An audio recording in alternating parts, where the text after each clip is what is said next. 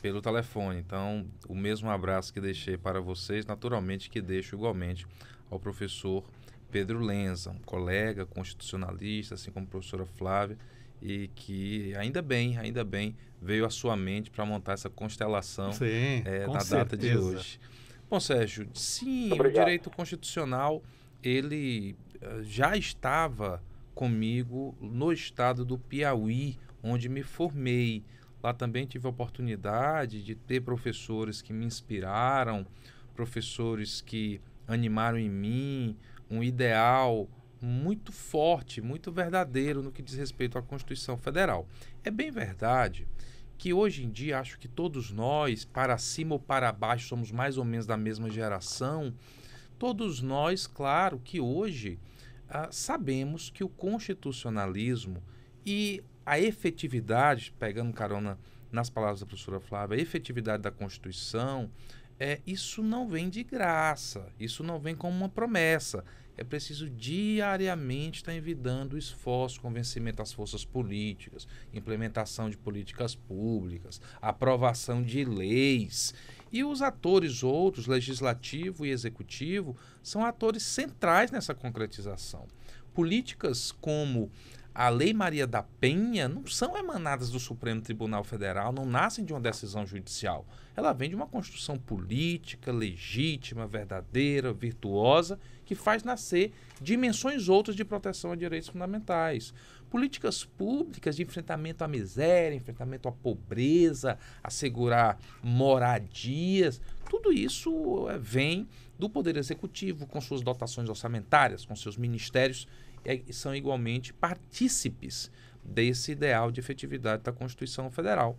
Portanto, Sérgio, o direito constitucional, ele bate a minha porta inicialmente no estado do Piauí e desde então tem sido um bom companheiro na jornada do direito e, de toda forma, deixo aqui também essa nota de maturidade que nós já temos, de que não basta a promulgação da Constituição, ela abre as portas para múltiplas vindicações que têm sido feitas por cada geração a partir de suas necessidades. E para a senhora, professora Flávia Bahia, como que o direito constitucional entrou na sua vida, já há quanto tempo, né? E como ele está hoje, o dia a dia, esse amor, como é que foi criado? Diferente dos amigos, esse amor não veio da graduação. Aliás, eu pontuo que o direito constitucional precisaria ser mais destacado nos currículos da graduação. Na verdade, a Constituição precisava ser ensinada nas escolas, né? Porque é a Carta da Cidadania e muitos desconhecem esse nosso texto tão importante. Durante a faculdade, eu não tive o despertar pela Constituição, mas logo depois fiz alguns cursos, complementei os meus estudos e uma pessoa que tem uma grande influência na minha paixão pelo direito constitucional é o falecido Calmon de Passos, que em um curso sobre ações constitucionais me ensinou que a nossa Constituição tinha instrumentos de garantir todos aqueles direitos. Então, creio que a partir dali, logo recém-formada, a Constituição ela começou a fazer parte da minha vida. E foi uma disciplina que eu escolhi ensinar e que estudei muito desde o início, porque na graduação esse ensino, né, não tinha sido despertado. Nem todos os professores da graduação à época conheciam tanto a Constituição de 88, gostavam como a gente gosta aqui, né, da nossa Constituição. Mas eu procurei sempre me aprofundar, a leitura no direito nacional, no direito comparado, e já são 19 anos de sala de aula. Mas 19 anos ininterruptos de sala de aula. No início, de domingo a domingo, em várias searas distintas, a graduação, que eu já leciono há 12 anos, em cursos preparatórios para concurso, preparação para a OAB, pós-graduação.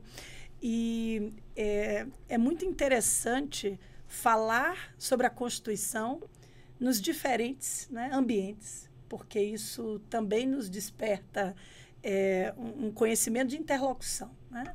Eu tive a experiência de, em 2018, falar no Rio de Janeiro para adolescentes de 14 escolas públicas, em homenagem aos 30 anos da Constituição. E aquilo marcou a minha vida para sempre, porque as perguntas não tinham respostas constitucionais tão imediatas e nós precisávamos interpretar. Como disse o professor Saul, as ferramentas elas estão também, né, fora da Constituição. O Executivo, o Legislativo, o povo. A democracia, como um congressista norte-americano já falecido, John Lewis, diz, a democracia não é um Estado, ela é ação. Então, a democracia exige de todos nós. A implementação da Constituição exige de todos nós muito mais, né, do que o texto escrito, que nos permite todos esses mecanismos de efetividade. Sem ela não seria possível, né, falarmos de saúde pública, de educação pública, do direito das minorias, mas a gente precisa, volto a frisar esse tema, lutar pela efetividade e disseminar a Constituição. É preciso falar para as pessoas, para as crianças, para os adolescentes, o que está na Constituição, com todos os seus direitos, mas também os deveres constitucionais. Professor Pedro Lenza, vou aproveitar uma fala do senhor sobre a tentativa inicial, né, do texto constitucional ficar muito longo, muitas coisas inseridas, mas depois também tivemos as PECs, temos um número grande de PECs. Como o senhor analisa este número de propostas de emenda à Constituição? Sérgio, como a gente comentou sobre essa questão histórica do momento de surgimento da Constituição, a gente vinha realmente de um período de mais de 20 anos, onde tivemos o fechamento do Congresso Nacional, tivemos realmente uma situação muito complicada em termos de democracia. E aí é um momento de redemocratização, né? Um movimento em que tem, inclusive, um apoio popular muito grande, ficou conhecido como, né, o movimento Diretas Já, e que em uma situação muito particular não se teve uma eleição, um voto direto naquele momento, mas foi a eleição de um primeiro civil ali. E aí, com a morte de Tancredo Neves, José Sarney assume e monta essa comissão, né?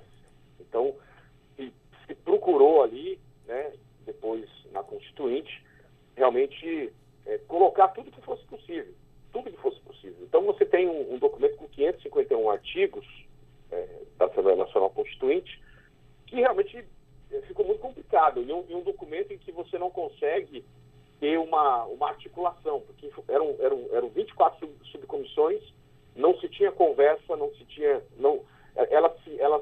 havia uma superposição de informações, um detalhismo muito grande, e como eu disse, isso se compreende em razão do momento histórico. Mas isso levou a um documento realmente muito prolixo, muito detalhista, muito minucioso, e que, de acordo com as regras constitucionais, ele teve que ser alterado, ele teve que ser modificado. São 131 emendas. Então, é realmente um número muito grande quando você pensa em estabilidade, né? E isso pode trazer uma certa preocupação, porque algumas modificações elas acabam deturpando a própria ideia original, né? Você não tem mais aquela preservação do que era a intenção, né, dos constituintes. Isso acaba sendo deturpado. Mas, de toda forma, as emendas são necessárias, elas, em alguns pontos, elas precisam vir no sentido de atualização, e o volume é tão grande em razão do detalhismo que a nossa Constituição acabou tendo, né, de tantas regras que foram colocadas e que em algum momento precisam ser evoluídas. Sim. Mas a essência dela tem que ser preservada. Esse é o grande ponto, né? A essência dela, ela tem que ser preservada, tanto é que existe um núcleo que a gente chama de cláusulas pétreas, que impede que existam propostas de emenda que tendam a abolir aquelas garantias que estão lá no artigo 60 da Constituição. Então, essa essência tem que ser preservada. Sim. E professor, por isso, muitas vezes, até a importância do controle desse ato político do parlamento. Doutor Saul Turinho Leal, quantidade de PECs, emendas constitucionais, o ponto tocado também do professor Pedro Lenz sobre as cláusulas pétreas. Qual a opinião do senhor sobre esse número crescente de PECs? Temos até uma possibilidade de acabar descaracterizando a nossa Constituição?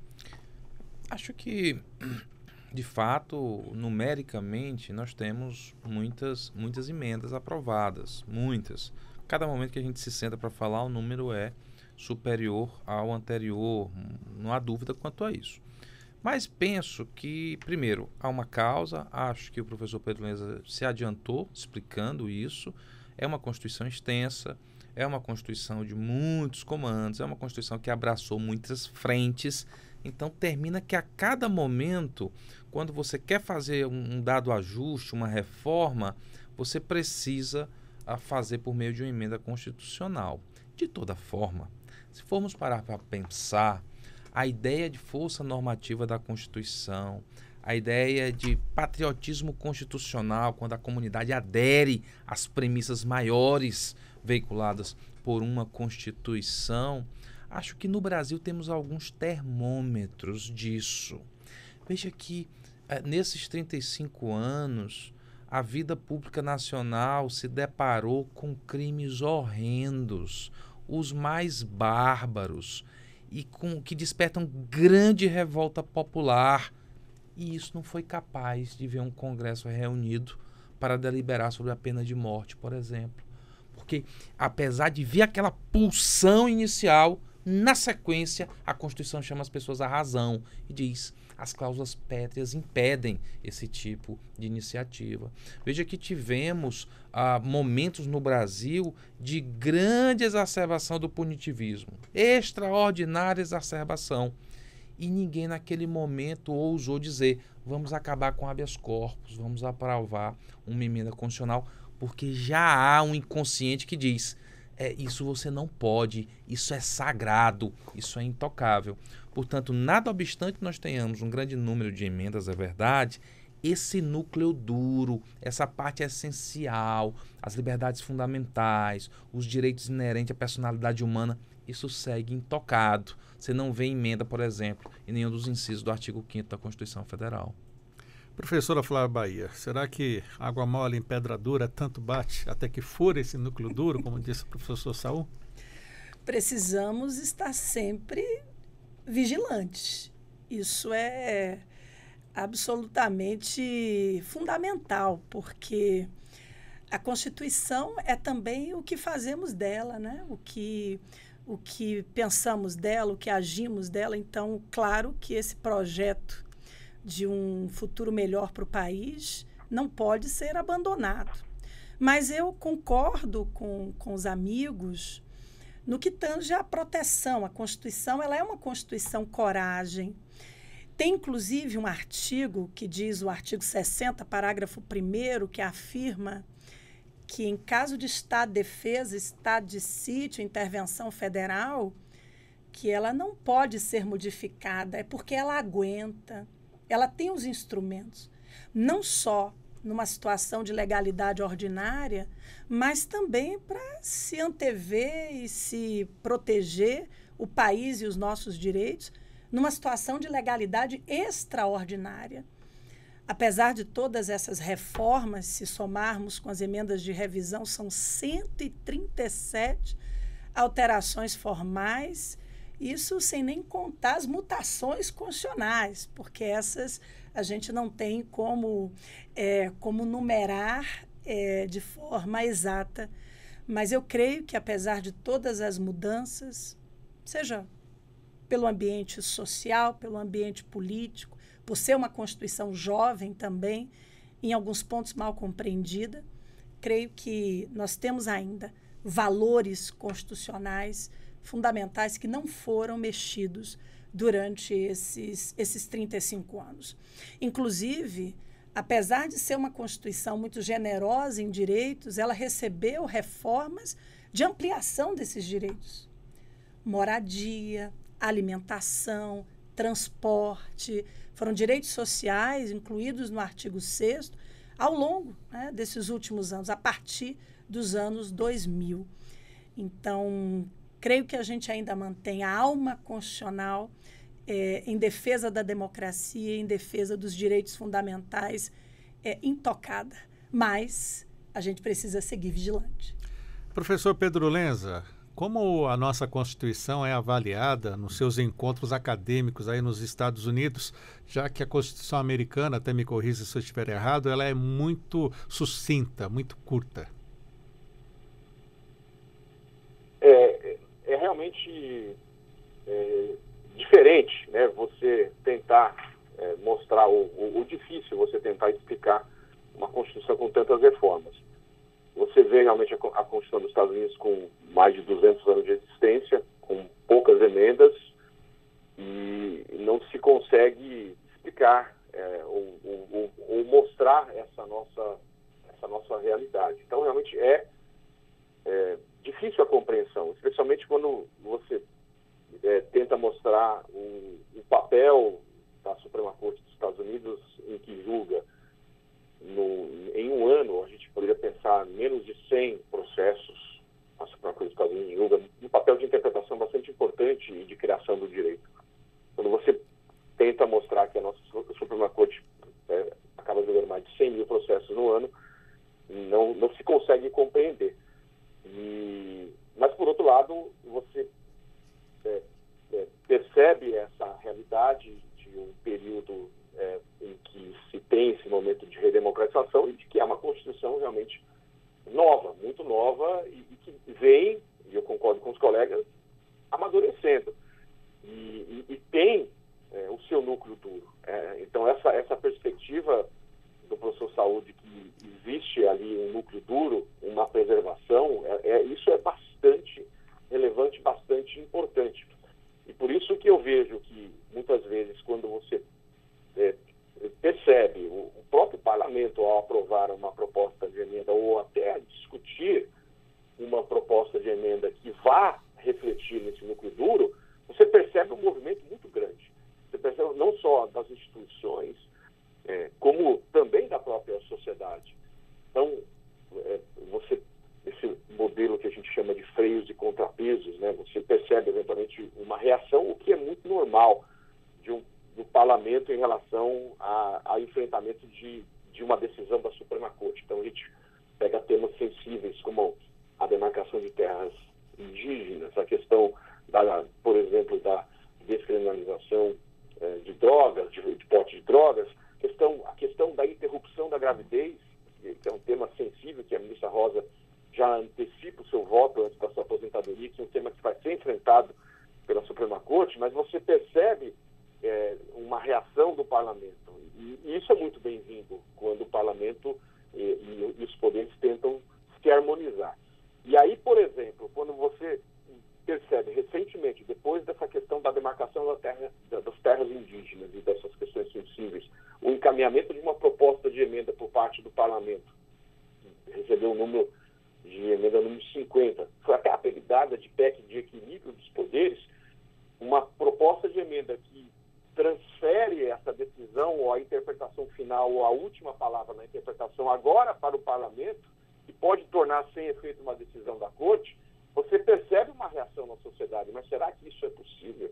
Será que é possível agora uma proposta de emenda pela qual o parlamento é que vai dizer o que é constitucional ou não? Será que isso não fere a separação de poderes? E tantas emendas que foram encaminhadas envolvendo a amplitude dos direitos ou na verdade, dos poderes do próprio Ministério Público, você percebe essa reação. Então, eu vejo que a Constituição tem um núcleo duro, ela tem mecanismos de proteção e ela tem cumprido o seu papel. Sim. Então, esse é o recado que a gente procura passar aqui.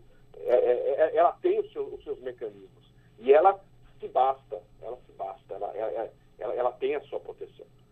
Professor Dr. Saúl Tourinho Leal, vou aproveitar a sua experiência. África do Sul, Israel, Alemanha e o assunto, Constituição Federal Brasileira, como é debatido isso lá no meio acadêmico? Acho que são perspectivas bem distintas e dentre as três, talvez a que mais se aproxime seja da África do Sul, que tem uma Constituição com um sentimento social muito grande. Também teve que ter uma Constituição com viés transformador.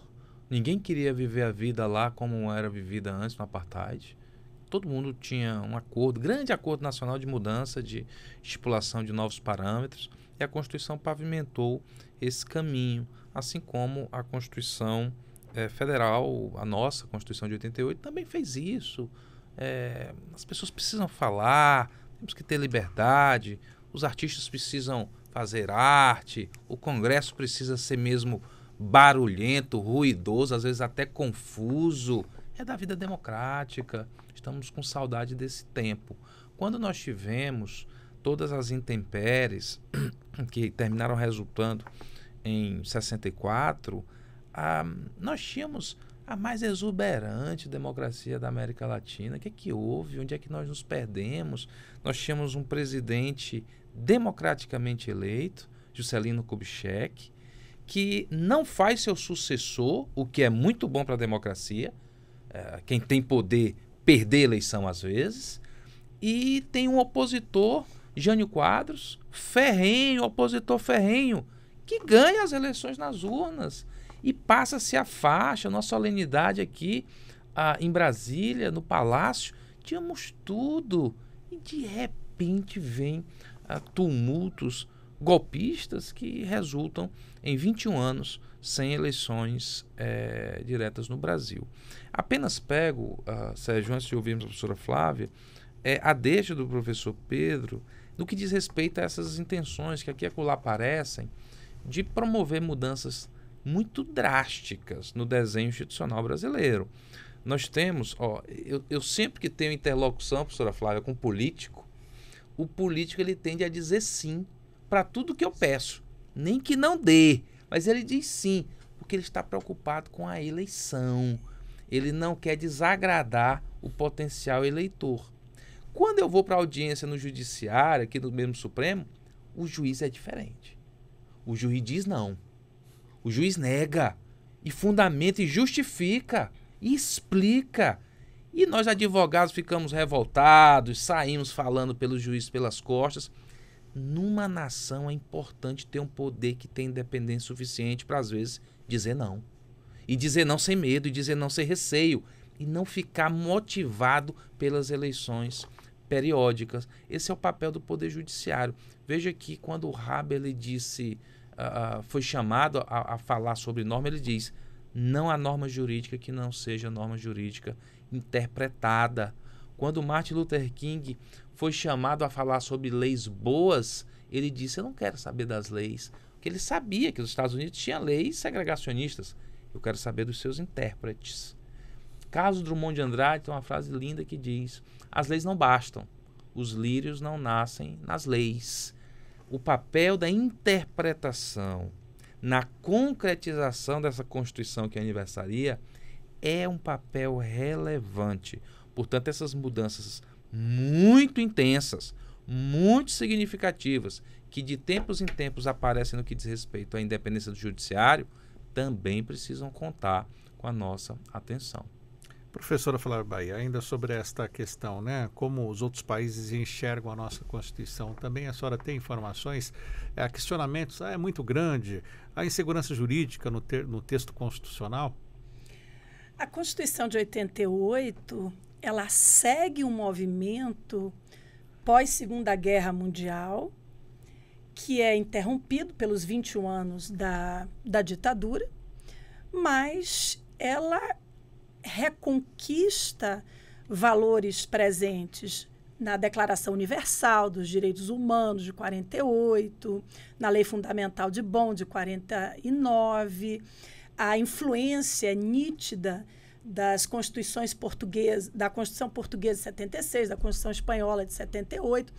Eu acho que a Constituição ela promove um grande encontro com um cenário já muito propício aos direitos humanos, que já estava presente nos demais países, principalmente os europeus, pós-Segunda Guerra Mundial. Os primeiros artigos da Constituição, como o fundamento da dignidade da pessoa humana, é uma grande demonstração disso. A Declaração Universal trouxe a dignidade, a gente passa por uma virada kantiana em 45, em que há uma tentativa de mudar os rumos da história. E a gente se encontra com esse momento, finalmente, em 1988. É um constitucionalismo, diria que tardio, se a gente comparar a certas constituições europeias e a movimentos internacionais, mas era o que a gente, né, na época, em razão da ditadura, podia esperar. Então, de 88 para cá, a gente vem lutando pela internacionalização dos direitos humanos, que traz também repercussões nacionais importantes. Tratados valiosos no plano internacional passaram a ser reconhecidos como emenda, como parte dessa Constituição, formando um grande bloco de constitucionalidade. Canutilho tem uma frase que diz que as constituições se vigiam, e eu acho que a brasileira sempre esteve muito atuante, né, nessa vigilância internacional. Então, ela tem muitas influências internacionais, principalmente nesse movimento pós-guerra garantista que nós vivenciamos. Professor Pedro Lenza, vamos para a reta final, mas eu gostaria que o senhor destacasse uma das decisões emblemáticas aqui do STF no direito da Constituição. Olha, existem várias decisões que poderiam ser lembradas. Em inglês a gente chama leading cases, né, que é marcante também nos Estados Unidos. Existem aquelas decisões que são decisões extremamente relevantes. E eu acho que o uso de uma ferramenta nova, a edição do descumprimento de preceito fundamental, ela foi bastante importante. Não se sabia o que seria essa ação, e depois da sua regulamentação em 99, portanto 11 anos depois, ela ganha realmente um papel muito importante, e chegam questões lá na Suprema Corte. Questões como, por exemplo, a questão da marcha da maconha. Ficou chamado, essa foi a expressão que o próprio Supremo utilizou, e ali em nenhum momento se discute. A questão central não é sobre a droga em si, mas eu destaco a questão da possibilidade de manifestação do pensamento. Então, você tem ali uma definição da Suprema Corte, por mais que seja um tema sensível como esse, o nosso Poder Judiciário assegura que se possa ir às ruas para discutir um tema.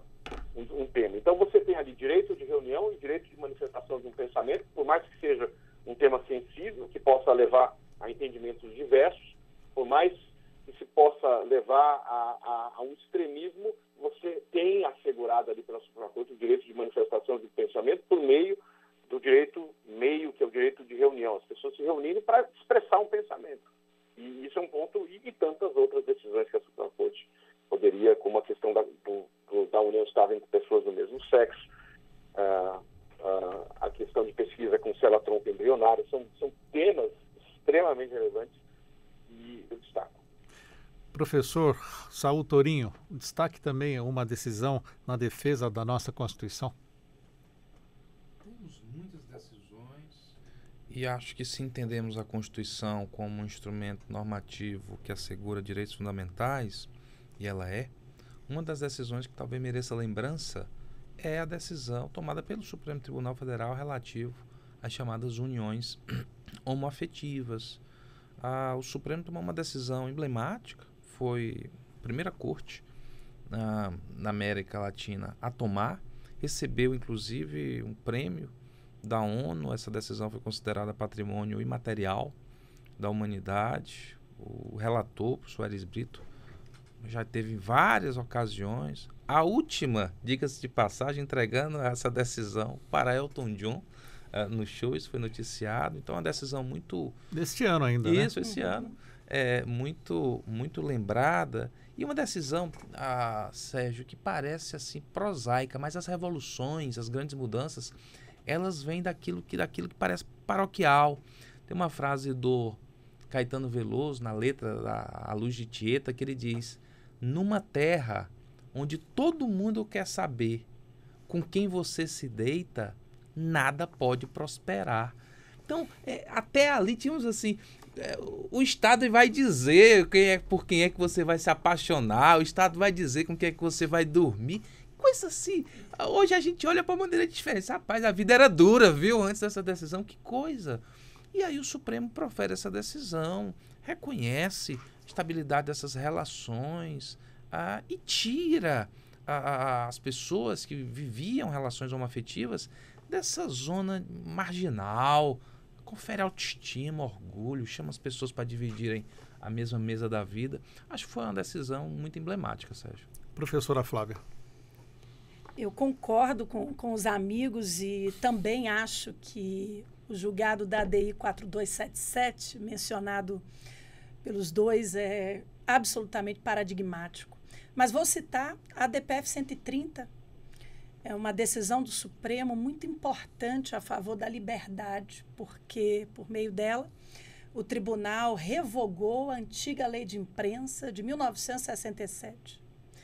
Como a liberdade de imprensa é um dos grandes baluartes da liberdade, da democracia, eu acho que é uma decisão muito marcante do Supremo Tribunal Federal, interpretando todos os valores de liberdade de manifestação, de expressão, no plano individual, no plano coletivo, e tem sido utilizada pelo Supremo, inclusive, para afastar decisões de censura que, infelizmente, vez ou outra, ainda são dadas no país. Então, creio que essa seja uma decisão muito importante. Eu vou aproveitar para falar rapidinho de outra. Pois a não. DPF 45. É uma decisão, na verdade, monocrática do grande ministro Celso de Mello, em que ele diz que a programaticidade das normas relativas à saúde não impede a sua concretização e eleva o controle judicial das políticas públicas a um patamar muito diferenciado. Continua sendo uma decisão citada, apesar de ser de 2004, continua sendo uma decisão citada pelos ministros quando recebem as inúmeras causas envolvendo o direito fundamental à saúde. São 6 páginas muito brilhantes de efetividade da saúde prevista na Constituição. Traduzindo isso para o nosso ouvinte, então, em quais situações que esta decisão é lembrada? A saúde é garantida na Constituição como um direito fundamental universal, mas sabemos que a realidade não é dessa forma.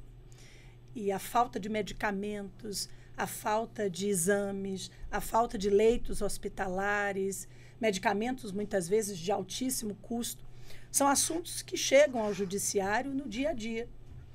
E vem a pergunta, o judiciário está autorizado a atuar nas políticas públicas omissas ou prestadas de maneira indevida? Nessa decisão, o ministro Celso de Mello diz que sim, porque todos os poderes devem estar comprometidos com a Constituição. Não há uma força hegemônica, não há um poder exclusivo, executivo de cuidados com a saúde, e que sim, o judiciário também é protagonista desse tempo. Respeitados, lógico, os limites orçamentários, a situação em si, mas é uma decisão bastante significativa do tribunal. Infelizmente, nosso tempo está acabando. Quero partir para as considerações finais, debatendo os 35 anos da promulgação da Carta Magna Brasileira. Começo agradecendo ao professor Pedro Lenza, ao vivo, diretamente dos Estados Unidos, doutor em Direito, especialista em Direito Constitucional e também Direito Processual Civil.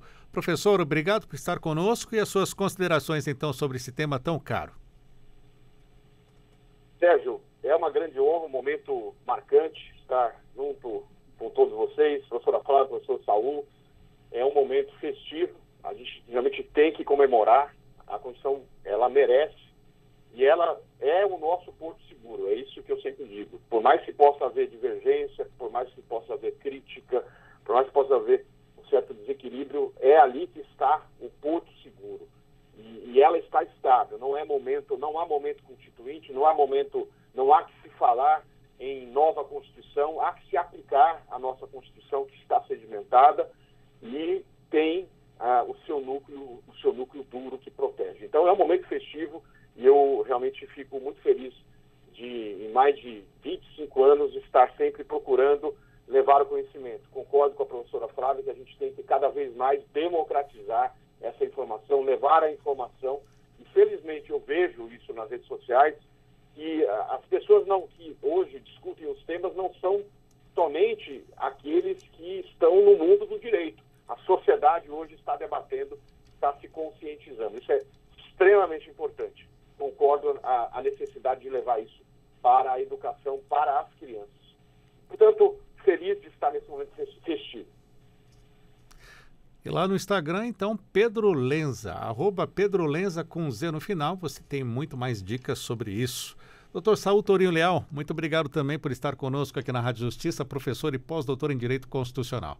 Muito obrigado, Sérgio. Foi um privilégio estar na companhia de pessoas que, desde há muito, entregaram suas vidas pessoais e profissionais a essa grande causa, que é a causa do constitucionalismo, a causa da Constituição de 88. Acho que, como considerações finais, deixo a lembrança de que a primeira palavra que abre o preâmbulo da Constituição é a palavra nós. Isso diz muito sobre a Constituição. Não há eles, não há outros. Todo mundo está no mesmo barco, todo mundo compõe o mesmo projeto. Cada um a partir de suas perspectivas, a partir do seu ponto de vista, mas sempre tendo em mente que é um projeto que pertence a cada um de nós. A Constituição de 88 aniversaria, 35 anos. Nós temos assistido, como disse, de tempos em tempos, a alguns arroubos, a alguns solavancos, mas ela está de pé. É a mais longeva Constituição que tivemos desde a fundação da República. Muito obrigado mais uma vez. Também agradeço a professora Flávia Bahia, que se dispôs a sair do Rio de Janeiro para estar conosco aqui na Rádio Justiça. Professora, obrigado mesmo por estar conosco. Eu que agradeço pelo convite e por estar aqui ao lado de grandes constitucionalistas que eu tanto admiro. É tempo de celebrar mesmo. Nós precisamos festejar essa Constituição, que é o coração do ordenamento jurídico brasileiro. E eu vou fechar a minha participação com uma frase do grande Ulisses Guimarães, que também encontramos naquele brilhante discurso por ocasião da promulgação. A persistência da Constituição é a sobrevivência da democracia. Então, nós precisamos lutar pela sua efetividade e para que ela possa ainda servir ao nosso país durante longos anos, porque ela ainda tem muito a produzir. Muito obrigado aos nossos convidados. 11h56, o Revista Justiça de hoje, versão estendida, fica por aqui. A apresentação e edição de Sérgio Duarte, a produção de Leandro Bezerra, trabalhos técnicos Luiz Alves e Neto Silva, programação musical Josimar Fernandes, coordenação de jornalismo Marcela Luiza, Secretaria de Comunicação Social, Supremo Tribunal Federal. Lembrando que este encontro aqui, como disse o Dr. Saul, com esta constelação de especialistas em direito constitucional, estará disponível também no YouTube. Muito obrigado e até amanhã.